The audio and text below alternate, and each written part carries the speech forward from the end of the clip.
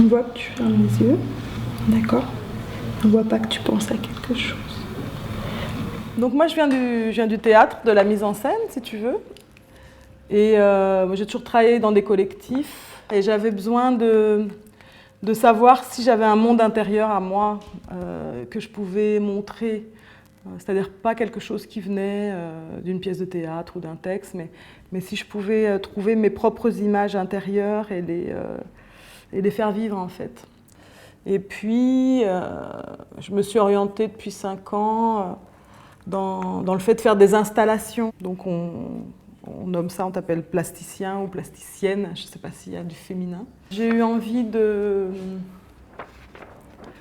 faire une série de ce que j'appelais des portraits intérieurs en fait.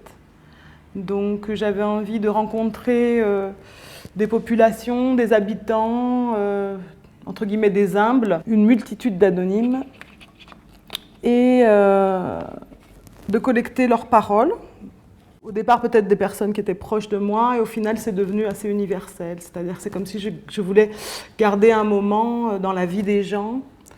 C'est très étrange. C'est un peu vaudou. Hein. Il y a quelque chose de légèrement inquiétant et en même temps de reposant. Ça calme et en même temps, c'est mystérieux, quoi. J'essaie que ce soit mystérieux. J'ai envie que ce ne soit pas des évidences. Quel est le rôle de l'artiste dans la société? Vaste question. En tout cas, je peux dire ce que fait l'artiste. Après, je ne sais pas si c'est un rôle social. Moi, j'ai l'impression qu'il est comme une éponge, en fait. C'est-à-dire qu'il est sensible au monde qui l'entoure. Il y a comme une quintessence, en fait. Ça fait une synthèse. C'est-à-dire que le bruit du monde, à un moment donné, se synthétise en lui. Et de cette synthèse naît une vision, en fait. Et cette vision, il l'a fait voir aux gens.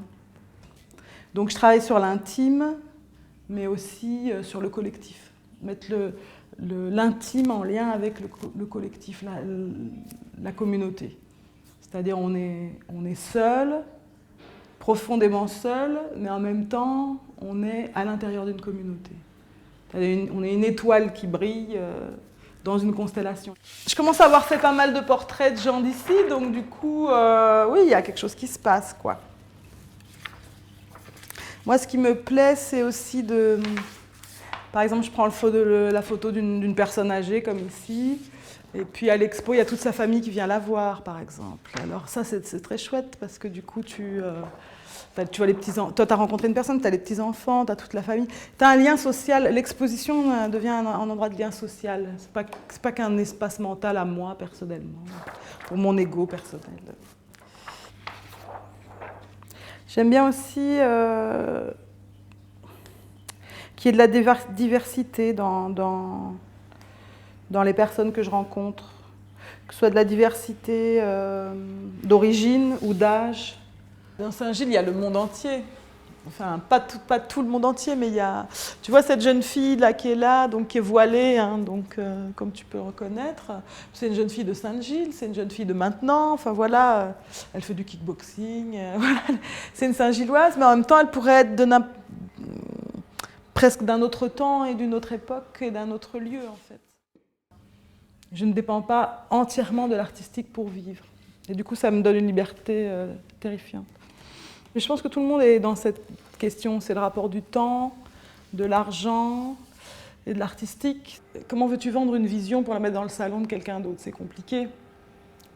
Donc parfois, moi je vends j'ai envie de dire des traces de ces visions.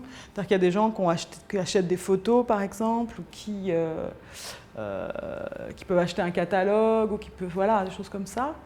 Mais je ne crée pas des objets pour qu'ils aillent dans le salon de monsieur et madame. Si c'était le cas, je créerais des formats plus petits, je mettrais des cadres, voilà. C'est pas ça qui m'anime, quoi.